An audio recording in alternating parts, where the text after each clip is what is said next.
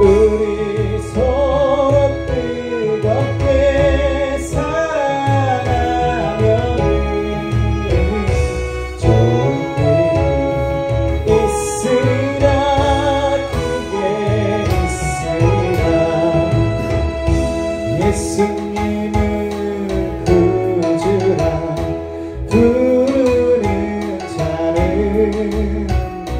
좋은 일이 있으리라. 많이 있으리라. 우리 서로 뜨겁게 사랑하면은 좋은 일이 있으리라. 그게 있으리라.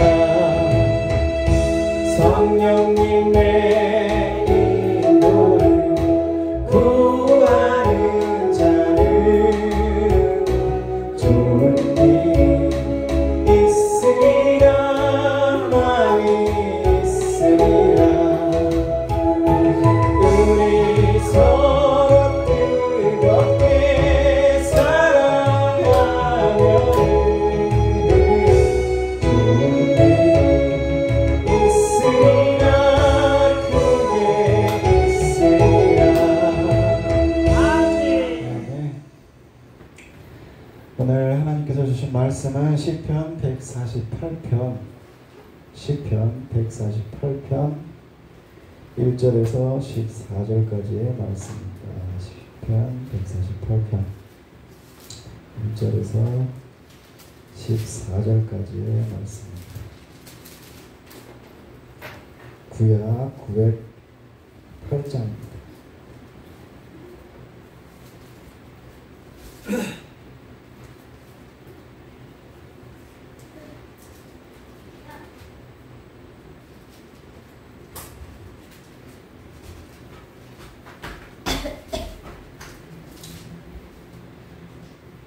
갑니다. 할렐루야. 하늘에서 여호와를 찬양하며 높은 데서 그를 찬양할지어다. 그의 모든 천사여 찬양하며 모든 군대여 그를 찬양할지어다. 해와 달아 그를 찬양하며 밝은 별들아 다 그를 찬양할지어다. 하늘의 하늘도 그를 찬양하며 하늘 위에 있는 물들도 그를 찬양할지어다. 그것들이 여호와의 이름을 찬양하면 그가 명령하심으로 지음을 받았음이로다. 그가 또 그것들을 영원히 세우시고 패하지 못할 명령을 정하셨도다. 너희 용들과 바다여 땅에서 여호와를 찬양하라. 불과 우박과 눈과 안개와 그의 말씀을 따르는 광풍이여 산들과 모든 작은 산과 과수와 모든 백향목이며 짐승과 모든 가축과 기는 것과 나는 새며 세상의 왕들과 모든 백성들과 고관들과 땅의 모든 재판관들이며 총각과 처녀와 노인과 아이들아 여호와의 이름을 찬양할지어다. 그의 이름이 홀로 높으시며 그의 영광이 땅과 하늘 위에 뛰어남이시로다. 그가 그의 백성의 뿔을 높이셨으니 그는 모든 성도 곧 그를 가까이하는 백성 이스라엘 자손의 찬양받을 이시로다. 할렐루야. 아멘. 오늘의 말씀의 제목은 할렐루야의 삶이라는 제목입니다. 다 같이 할렐루야 크게 외쳐보십시오. 할렐루야! 아멘. 할렐루야에 관한 재미있는 이야기가 하나 있어서 들려드리겠습니다. 한 목사님이 멀리 여행을 다녀올 일이 생기셨답니다.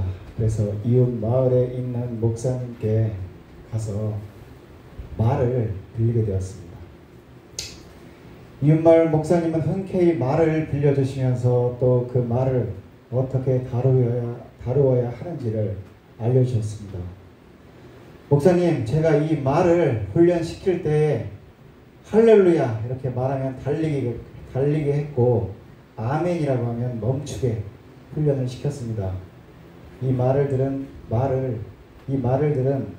목사님은 알겠다고 말하고 그 말에 올라탔습니다. 그리고 말에게 할렐루야 라고 했더니 정말로 말이 달리기 시작합니다. 그렇게 넓은 들판을 한참을 달리는데 앞에 깊은 낭떠러지가 보였습니다. 그런데도 이 말은 멈추지 않고 계속 달립니다. 갑작스럽게 닥친 일이라서 당황해서 또 어떻게 멈춰야 하는지를 까맣게 잊어버렸습니다. 이제 죽었구나 하는 마음을 가지고 간절하게 하나님께 살려달라고 기도했습니다. 그리고 기도를 마치면서 예수님의 이름으로 기도드립니다. 아멘. 그러니까 말이 아멘 소리를 듣고 낭떠러지 바로 앞에서 멈췄습니다. 이 목사님이 이 일이 너무 감격되고 기뻤습니다. 그래서 자기 자신도 모르게 하늘을 향해서 두 팔을 벌리면서 할렐루야 라고 외쳤다고 합니다. 교회 안에서 많이 쓰이는 용어 가운데서 하나가 할렐루야입니다. 찬송가의 가사에도 많이 나오고 할렐루야 서로 인사하기도 하고 설교 때 설교자가 할렐루야라고 외치기도 합니다. 핸델이 작곡한 메시아라는 오라토리오가 있습니다. 핸델은 메시아라는 오라토리오를 구성하기 위해 53곡의 노래를 작곡했습니다. 그 중에서 예수님의 순환과 속죄를 다룬 파트에서 마지막 곡인 44번째 곡이 널리 알려진 이유가 할렐루야라는 곡입니다. 이 할렐루야라는 곡은 처음부터 끝까지 할렐루야가 계속 반복되는 곡입니다. 다 들어보셨을 겁니다. 할렐루야 그 노래입니다. 핸델이 이 노래 작곡을 마친 후에 감격의 눈물을 흘리며 이렇게 말했다고 합니다. 내 앞에 영광스러운 천국이 나타나시는 것과 위대하신 하나님을 보았노라. 할렐루야라는 뜻은 이렇습니다. 히브리어로 할렐루는 찬양하라입니다. 그리고 야는 하나님을 뜻합니다. 그러니까 할렐루야는 하나님을 찬양하라 그 말씀입니다. 그런데 오늘 말씀을 보면 시편 기자는 이 시편을 읽는 사람들에게 할렐루야 찬양, 할렐루야 찬양을 반복해서 사용하면서 할렐루야의 삶은 살아가라고 명령을 하고 있습니다. 그것도 사람뿐만이 아니라 온 우주 만물에 존재하는 모든 것을 열거하면서 하나님을 향하여 할렐루야라고 명령하고 있습니다. 오늘 말씀을 통해서 왜 저와 여러분들이 하나님을 찬양하는 할렐루야의 삶을 살아가야 하는지 알아보도록 하겠습니다. 먼저 우리가 할렐루야로 하나님을 찬양할 때에 그것은 곧 하나님이 우주 만물을 만드신 창조주이심을 고백하는 일이 되기 때문입니다.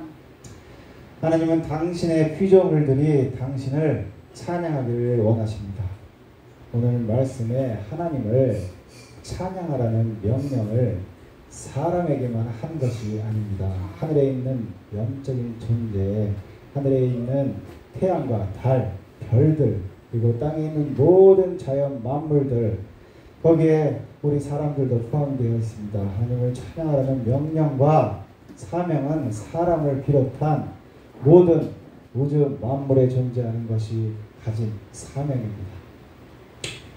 왜냐하면 이 세상에 존재하는 모든 것들을 하나님께서 창조하셨기 때문입니다. 그리고 그 모든 창조물들을 통해서 찬양받기를 원하고 기대하고 계십니다. 언뜻 생각하기에 하늘의 달과 별, 산들과 같은 것들은 생명이 없는 무생물이기에 하나님을 찬양할 수 없다고 생각할 수 있습니다. 그런데 오늘 말씀에 그것들도 하나님을 찬양하는 살아있는 존재라고 말씀하시는 것입니다. 그렇다면 진정으로 죽은 존재는 무엇입니까?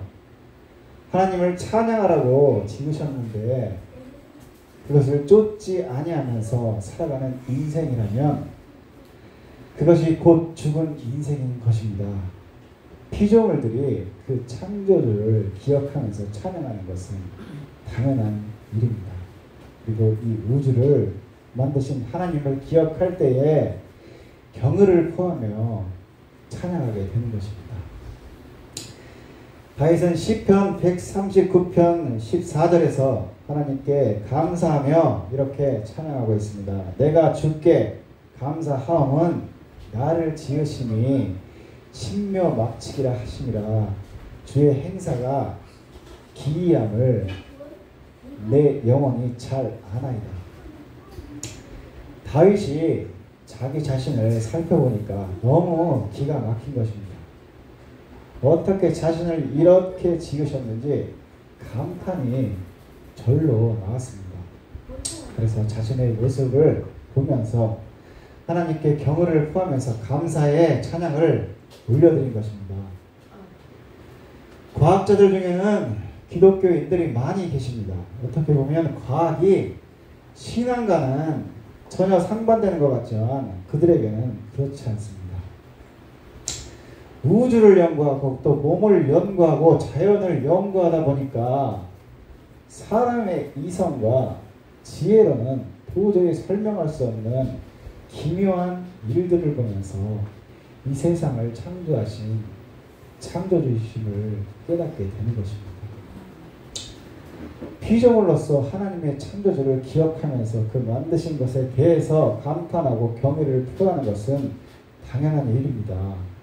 이 세상의 만물들을 보면서 말씀 한마디로 천지 만물을 만드신 하나님을 생각할 때에 하나님 대단하십니다. 위대하십니다. 아이디어가 정말 훌륭하십니다. 라고 우리는 찬양하지 않을 수가 없습니다.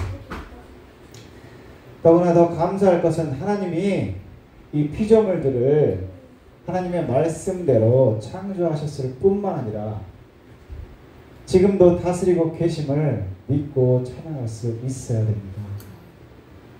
오늘 말씀을 보면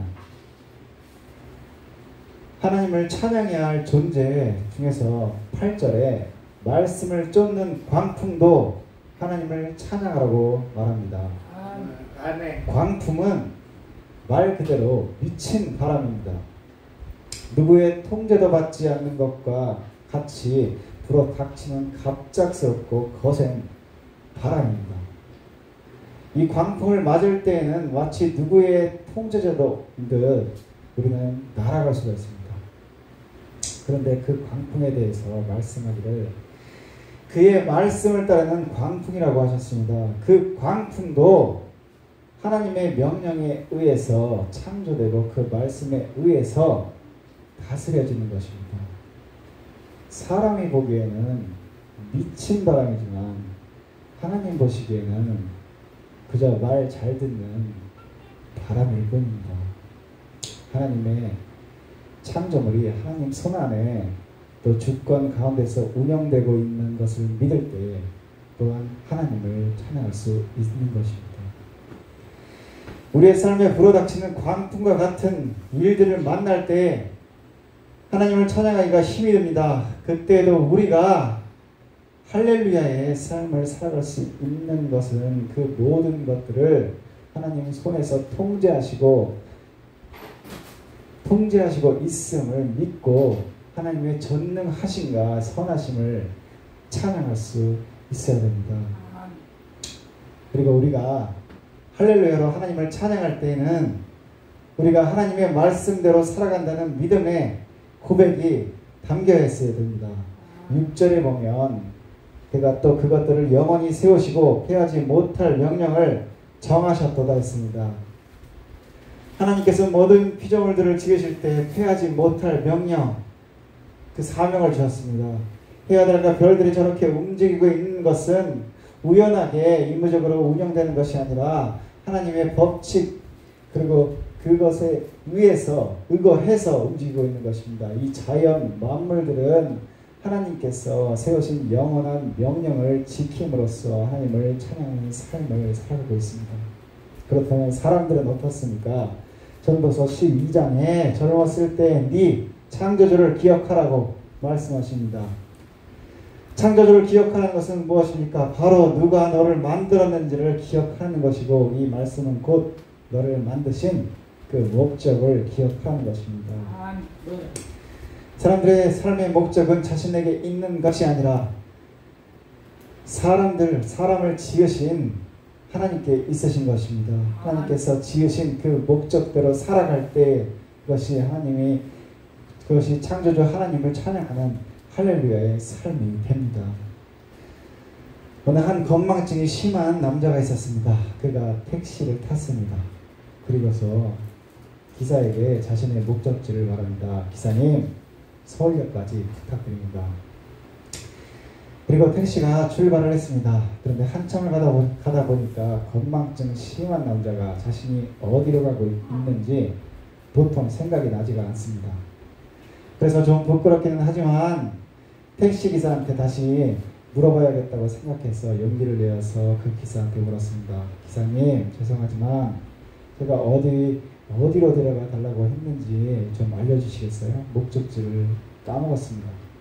그랬더니 운전기사가 깜짝 놀라서 뒤를 돌아보면서 하는 말이, 아니 아저씨 언제 택시 타셨어요? 이러더랍니다. 택시기사도 건망증이 심했던 것입니다. 세상에 사는 많은 사람들이 자신을 창조하신 창조주의 목적을 잊어버리고 그 방법도 잊어버리고 살아갑니다. 그런데 하나님께서 우리를 창조하실 때에는 분명한 목적이 있는 것입니다. 그리고 그 목적을 이룰 삶의 방법을 주셨습니다. 그러기에 하나님께서 자신과 우주 만물을 창조하셨음을 믿고 우리는 할렐루야의 삶을 살아갈 때에 동시에 하나님께서 자신을 만드신 목적이 있음을 믿고 또 그 목적에 따라서 살 것을 하나님께 고백하며 찬양해야 됩니다. 아멘. 찬양 나중에 하겠습니다.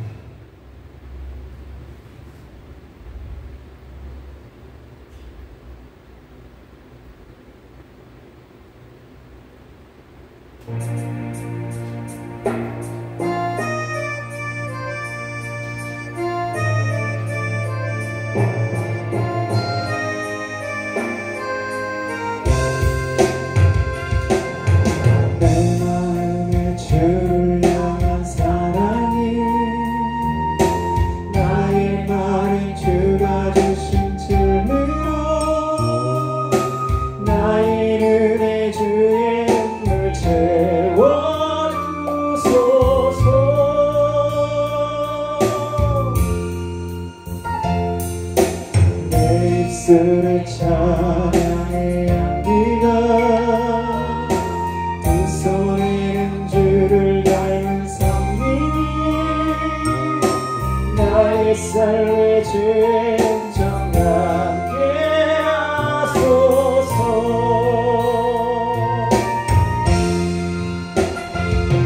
하나님의 사랑이 영원히 함께하니 십자가의 승교자의 삶을 사는 이에게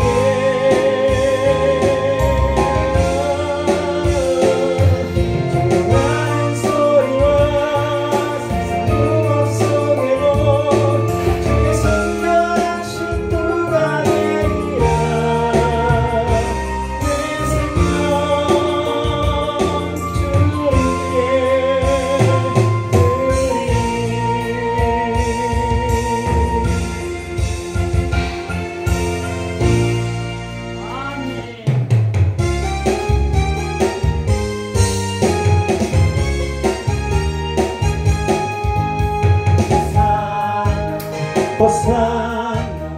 호산나 높은 곳에서 호산나 높은 곳에서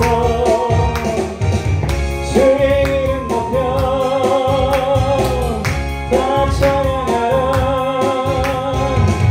귀하신 주 나의 하나님 호산나 높이 외치세. 영광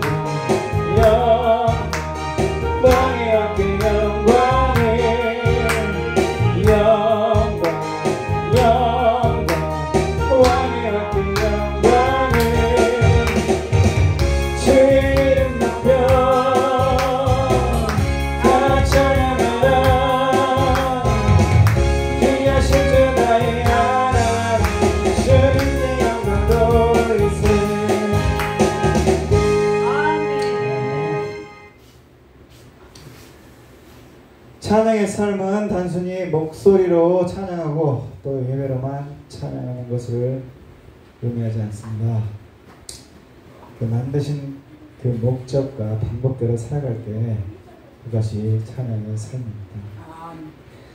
우주에 존재하는 수많은 무생물들을 비롯해서 또 입술로 하나님을 찬양하지는 않지만 하나님께서 자신들을 만드실 때 세우신 그 법칙에 따라 움직임으로써 하나님을 높이고 영광스럽게 하는 할렐루야 그리고 찬양의 삶을 살고 있습니다. 아모스 5장 23절 24절에 네 노랫소리를 내 앞에서 그칠지어다 네 비파소리로 내가 듣지 아니하리라 오직 공법을 물같이 정의를 하수같이 흘릴지로다 이렇게 하셨습니다.